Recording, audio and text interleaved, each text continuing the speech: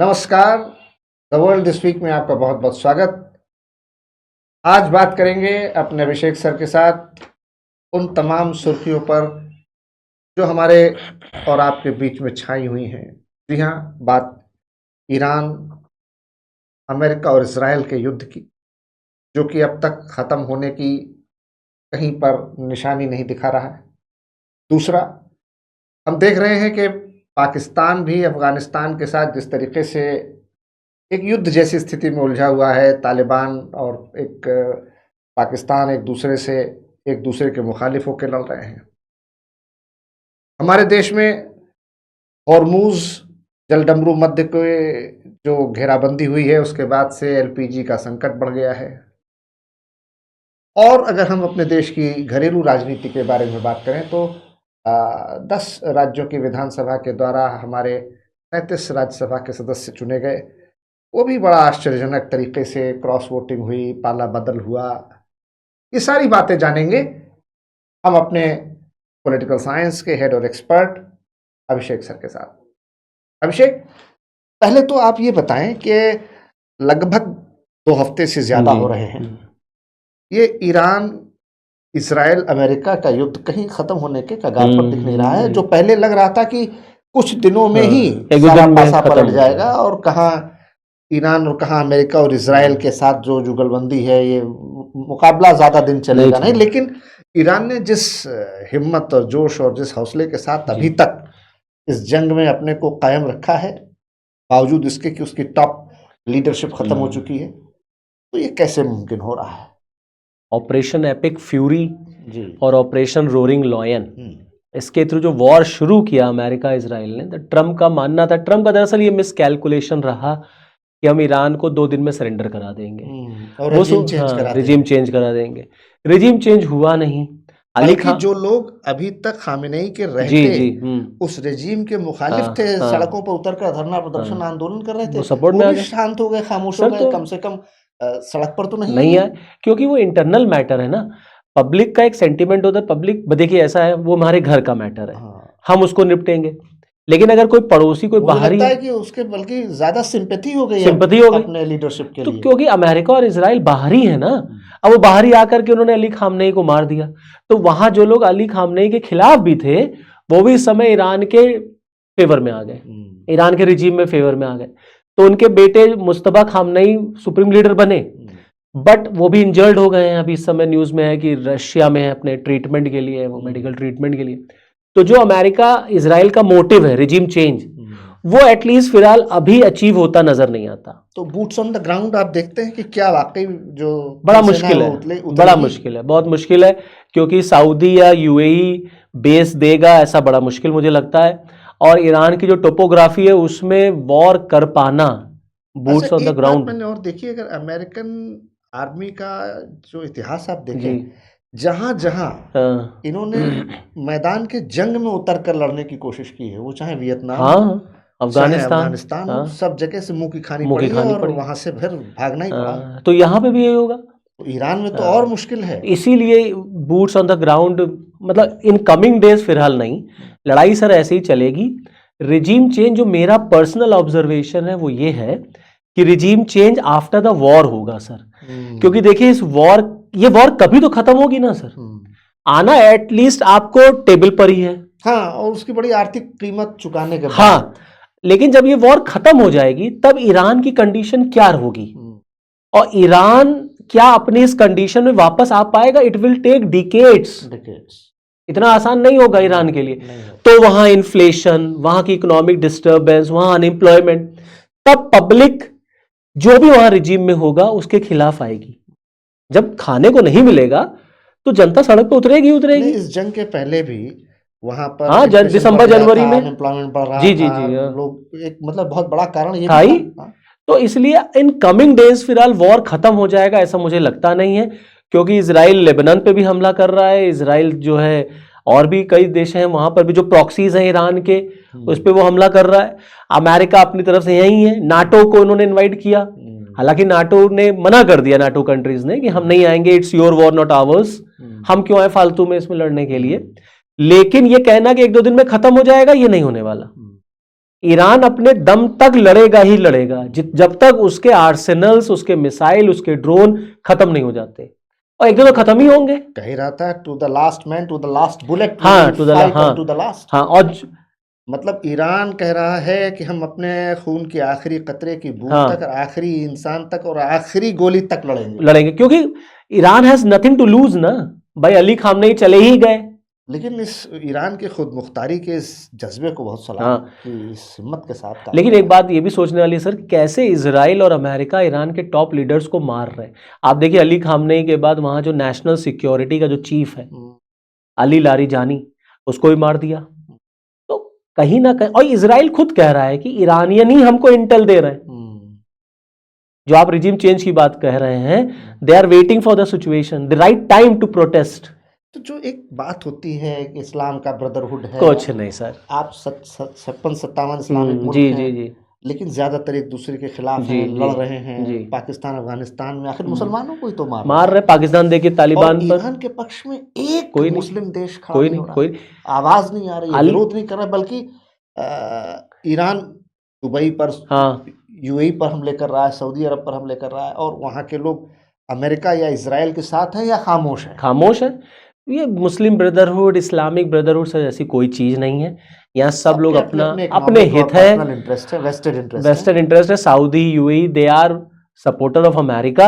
America का इसमें interest है, अमेरिका का इन्वेस्टमेंट है, वो क्यों जाएंगे लड़ाई लड़ने के लिए। वही ना, ईरान की जो ये शर्तें हैं कि हाँ, आप अमेरिकन बेसिस को हटा दीजिए, हाँ, अमेरिका से सारे रिश्ते तोड़ लीजिए, वो नहीं तो करेंगे। कैसे करेंगे? कैसे करेंगे? और दूसरी बात, सऊदी बिल्कुल नहीं, सऊदी ने खुद खामनेई को निपटाने के लिए कहा है कि निपटाओ इनको, क्योंकि ईरान अगर न्यूक्लियर पावर बन जाएगा तो हमारा हमारा एग्जिस्टेंशियल क्राइसिस हो जाएगा, हमको ये डोमिनेट करेगा, इसकी हेजेमनी, और प्लस वो न्यूक्लियर वेपन अपने प्रॉक्सीज को देगा। तो ये सब अपना असर, यहाँ पे अपना हर आदमी अपना उल्लू सीधा कर रहा है। सब लोग चाह ही रहे हैं कि ईरान किसी तरीके से बर्बाद हो। तो कोई मुस्लिम ब्रदरहुड नहीं है, कुछ नहीं। ईरान ने कल लेटर लिख दिया सर मुस्लिम कंट्रीज को लेकर के कि आज के इस जंग की कंडीशन में आपके लिए धर्म पहले होना चाहिए था, ना कि देश। जो कि जनरली मुस्लिम्स इंडिया में तो यही कहते हैं कि हमारे लिए धर्म पहले है, राष्ट्र नहीं है। और वहां देखिए, सब पहले राष्ट्र को ला रहे, धर्म को बाद में।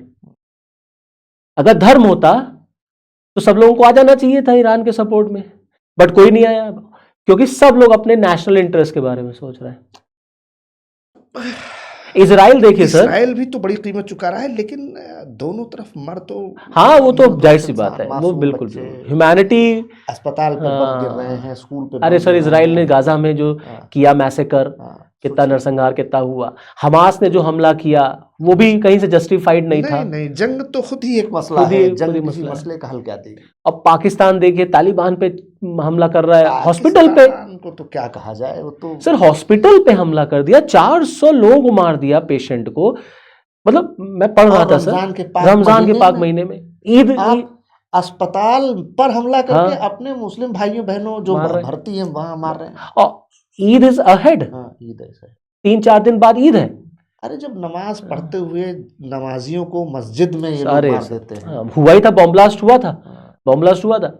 सर मैं पढ़ रहा था एक जगह, तो मतलब इस्लामिक रिलीजन में वॉर की कुछ शर्तें हैं, जिसमें कहा गया है कि महिलाओं पर, बच्चों पर, और जो बीमार है, जो पेशेंट है, उन पर बिल्कुल भी हमला नहीं होना चाहिए। और जो लोग रिहैबिलिटेशन में, वो ड्रग्स रिहैबिलिटेशन सेंटर था सर, 2000 का बेड का वो हॉस्पिटल है, जिसमें एक बड़ा जो सेंटर है वो ड्रग्स रिहैबिलिटेशन का है, फ्री ऑफ कॉस्ट चलता है। सब गरीब इंसान वहां पे एडमिट थे, बताइए। और पाकिस्तान ने एयर स्ट्राइक करके उनको मार दिया, निर्दोष मासूम निर्दोष मासूम। कहाँ गया मुस्लिम ब्रदरहुड? और पाकिस्तान चिल्लाता था मुस्लिम ब्रदरहुड, मुस्लिम ब्रदरहुड के लिए। ये स्थितियां चल रही हैं। हमारे महरूम हमारे स्वर्गीय आफ्ताब सर कहते थे मुझसे कि आप गलत कहते हैं कि इस दुनिया में इस्लामिक मुल्क हैं, सब मुस्लिम देश हैं टेक्निकली, इस्लामिक कोई इस्लामिक प्रिंसिपल्स को कोई फॉलो नहीं करता, इस्लामिक रूल्स को कोई नहीं मानता, केवल उनके नाम मुसलमानों जैसे हैं। तो दरअसल बाकी सब जगह उनके अपने वेस्टर्न इंटरेस्ट। सब सही कह रहे हैं आप। इस्लामिक होता तो ऑब्वियस सी बात है, नहीं सही कहा। क्या लगता है आपको, ये जो स्ट्रेट ऑफ हॉर्मूज है, जी जी, इस पर क्या ईरान आज भी इतना ताकतवर बना हुआ है कि वो उसकी ब्लॉकेड कर सकता है, बैरिकेटिंग कर सकता है, हमला कर सकता है, आने जाने वाले जहाज़ों को रोक सकता है, धमका सकता है, और अभी तक हम ईरान को वहाँ डिकैपेसिटेट करने की स्थिति में नहीं आ पाए। स्ट्रेट ऑफ हार्मूज मैं अपने ऑडियंस के लिए बता दूं, एक नैरो पैसेज है सर, और ये पर्शियन गल्फ को स्ट्रेट ऑफ ओमान से जोड़ता है, और इसकी चौड़ाई आप देखेंगे तो 22 किलोमीटर के आसपास की है, जिस पर, और इसी पर्शियन गल्फ में अगर आप देखेंगे तो ईरान का एक आइलैंड है, खार्ग आइलैंड। अभी बड़ा चर्चा में था न्यू कि वहाँ उस पे पर अटैक किया ना अमेरिका ने उनके वहां से 90% जो पेट्रोलियम जी एक्सपोर्ट होता है उसको उन्होंने, तो ईरान ने दरअसल स्ट्रेट ऑफ हार्मूज का स्ट्रैटेजिकल यूज किया है। अब उसने उसको ब्लॉक किया है, वहां पे उसने अपने वॉरशिप्स वगैरह उतारे हैं, गार्ड्स को उतारे हैं। अच्छा, इतना पतला रास्ता है कि जब वहां से कोई शिप निकलती है तो उसके ऊपर अटैक होने के चांसेस बढ़ जाते हैं। तो ऑब्वियस सी बात है, ऐसी सिचुएशन में इंश्योरेंस जद में आ जाता है। तो अब शिप का इंश्योरेंस कॉस्ट, शिप का क्रूड ऑयल का एक्सपोर्ट तो बढ़ेगा ही बढ़ेगा, महंगा हो जाएगा। जब वहां से निकलना महंगा होगा, दुनिया भर में कच्चे तेल का दाम बढ़ जाएगा, गैस का दाम बढ़ जाएगा, क्राइसिस शुरू हो जाएंगी, जो हमने देखा भी भारत में, हमने देखा कालाबाजारी होगी। तो स्ट्रेट ऑफ हार्मूज का ईरान स्ट्रैटेजिकल यूज करके अमेरिका वगैरह के ऊपर इकोनॉमिकल प्रेशर बिल्डअप करना चाहता है, क्योंकि यहीं से चाइना का भी 90% ऑयल एक्सपोर्ट होता है, जापान का भी होता है। तो ये लोग अमेरिका पर प्रेशर बिल्डअप करे कि स्ट्रेट ऑफ हार्मूज को आप रीओपन कराइए। इसीलिए ट्रंप ने नाटो से कहा कि आप अपने वॉरशिप भेजिए उसको रीओपन कराने के लिए, बट नाटो फोर्सेस ने, नाटो कंट्रीज ने मना कर दिया।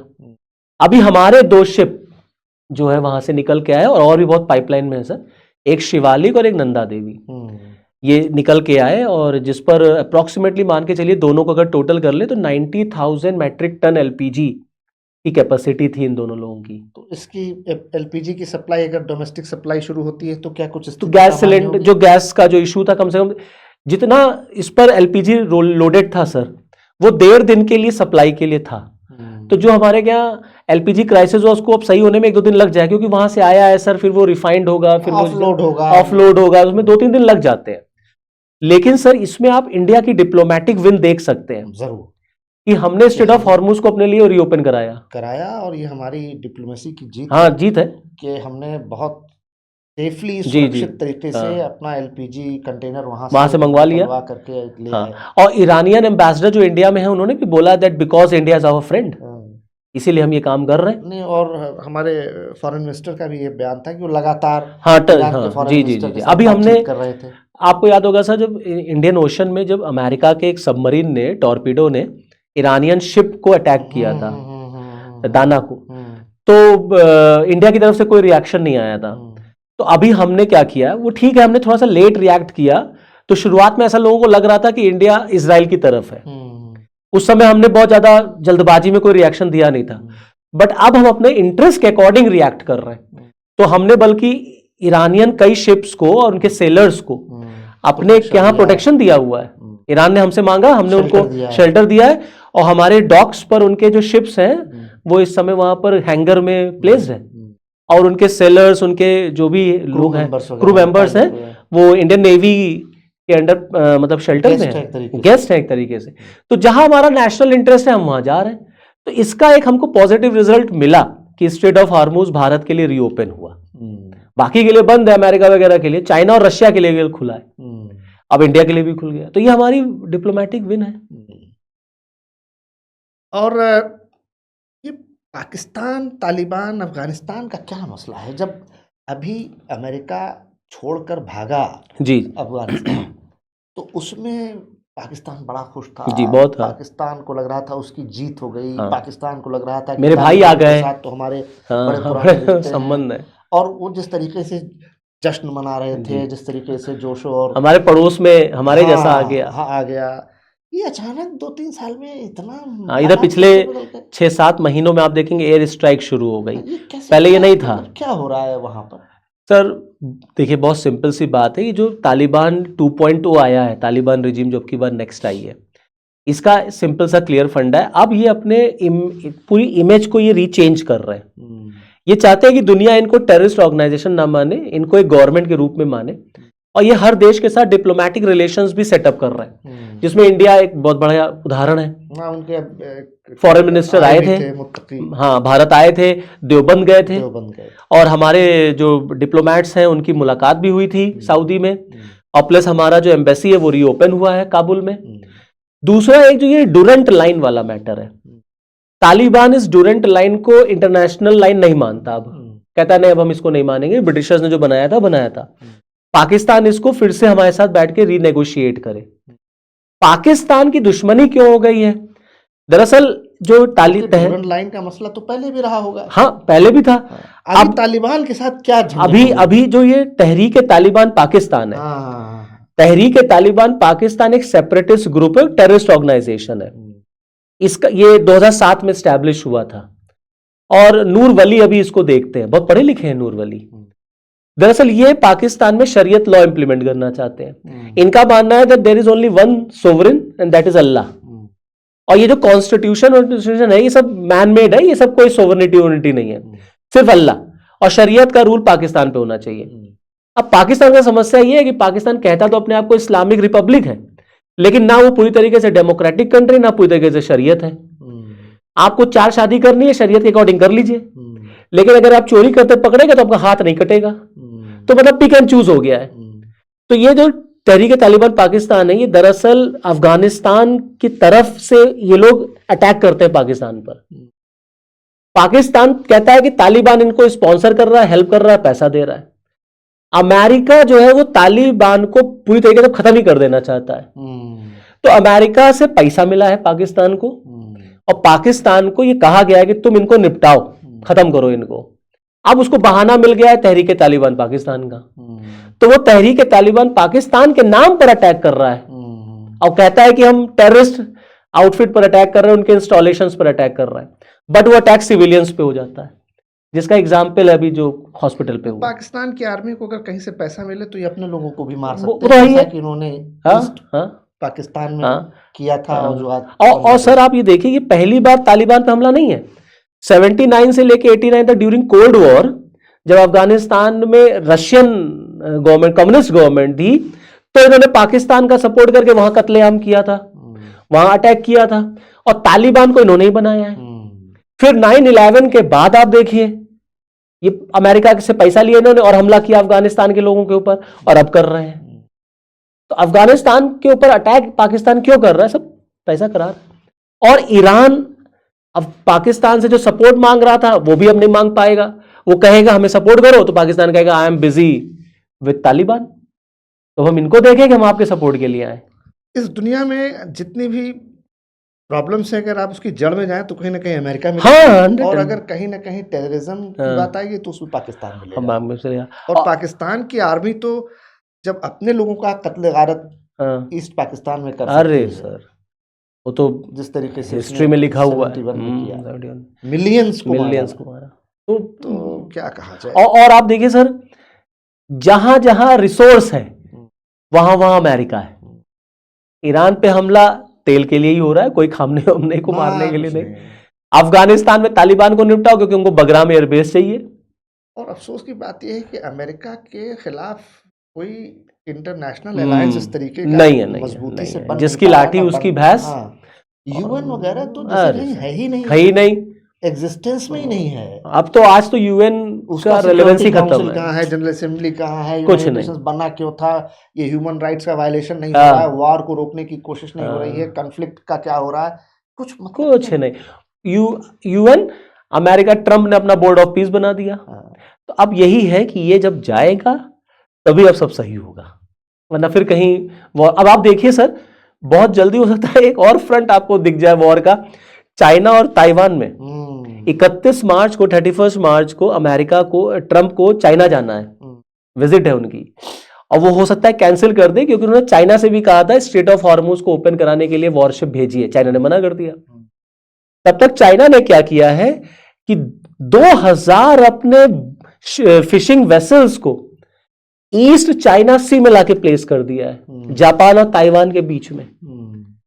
और एकदम क्लियर कट, मतलब ये जो सैटेलाइट इमेजेस हैं वो ये दिखाती हैं कि वो कोई फिशिंग वेसल नहीं है। नहीं, वो नेवल वेसल से ये चाइना ये जान रहा है कि अमेरिका इस समय बिजी है एक फ्रंट में, उलझा हुआ है।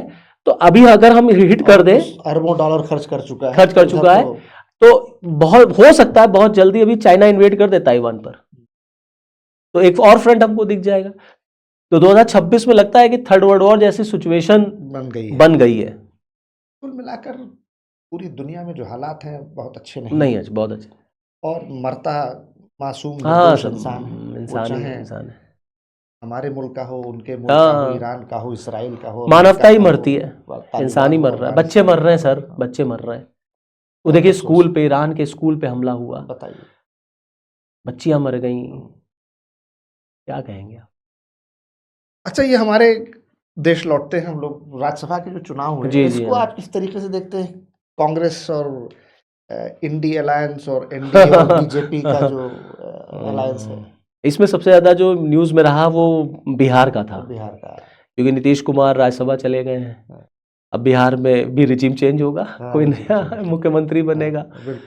तो राज्यसभा का इलेक्शन सर, अब आप देखिए कॉन्स्टिट्यूशन में राज्यसभा का इलेक्शन इनडायरेक्टली होता है, प्रोपोर्शनल रिप्रेजेंटेशन से होता है, सीक्रेट बैलेट से होता है। उसमें आम जनता तो पार्टिसिपेट नहीं करती, विधायक लोग पार्टिसिपेट करते हैं, और पहले से ही सब तय रहता है कौन जीतेगा। तो बिहार में भी आप देखिए आरजेडी के जितने एमएलए हैं पहले से पता रहता है, वैल्यू इतना मिल जाएगा। आरजेडी एब्सेंट हो गई, कहीं कोई फंसती है वो उसमें क्रॉस वोटिंग करा ली जाती है सर, पैसा लेके खरीद लिया जाता है, हुआ तो क्रॉस वोटिंग। आप देखिए आरजेडी एब्सेंट ही हो गई, कांग्रेस का कोई महत्व ही नहीं है। तो पहले से ही तय था कौन जीतेगा कौन नहीं जीतेगा। तो कुल मिला करके फिलहाल शायद हरियाणा में भी राज्यसभा का इलेक्शन हुआ है, हरियाणा और बिहार 10 सीटों पर विधानसभा के सदस्यों के द्वारा 37 सीटों पर, अच्छा 10 विधानसभा के 37 राज्यसभा की सीटें भरी गई हैं। उसमें सबसे इम्पोर्टेंट नीतीश का ही था, चूंकि वो सिटिंग सीएम है, जेडीयू का राष्ट्रीय चेहरा है, लगातार कई सालों से मुख्यमंत्री हैं, और उनको वहां से राष्ट्रीय राजनीति में जेडीयू लाना चाहती है कि बीजेपी लाना चाहती है कि क्या किसके अंदर खामी, ये तो सब अंदर की बातें हैं, विद इन द व्हील्स है, इंटरनल मैटर है। नीतीश तो कह रहे थे कि हम सेंटर की पॉलिटिक्स में आना चाहते हैं, और हर हाउस का मेंबर करना चाहते हैं। हम राज्यसभा नहीं गए अभी तक, बाकी सब जगह राज्यसभा जाके क्या कर लेंगे? अब ये अलग बात है कि आगे चल करके राष्ट्रपति बन जाए, अगले साल तो भाई 2027 में तो राष्ट्रपति का चुनाव होगा, तो हो सकता है बीजेपी तो उसमें नीतीश कुमार बनेंगे कि मोदी जी को आप देख रहे हैं? नहीं, मोदी राष्ट्रपति नहीं, मोदी अभी और एक टर्म लेंगे 29 का, क्योंकि जो वो था 75 प्लस 70 प्लस था, 75 वो तो बीत गया, वो साल सितंबर में ही बीत गया। That is not applicable on Modi and Amit Shah, वो बाकी सब पर है, मोदी जी पर नहीं है। तो Modi is ready to take third term, next term also. तो ये मतलब नेहरू जी का रिकॉर्ड बीट करेंगे, इंदिरा जी का तो रिकॉर्ड बीट कर ही दिया है, फोर्थ टर्म ले लेंगे, तो लॉन्गेस्ट सर्विंग पीएम बन जाएंगे। देखते रहिए द वर्ल्ड दिस वीक, जुड़े रहिए हमारे साथ, शेयर कीजिए, सब्सक्राइब कीजिए, और कम से कम लाइक जरूर कीजिए। बहुत बहुत धन्यवाद, शुक्रिया, थैंक यू।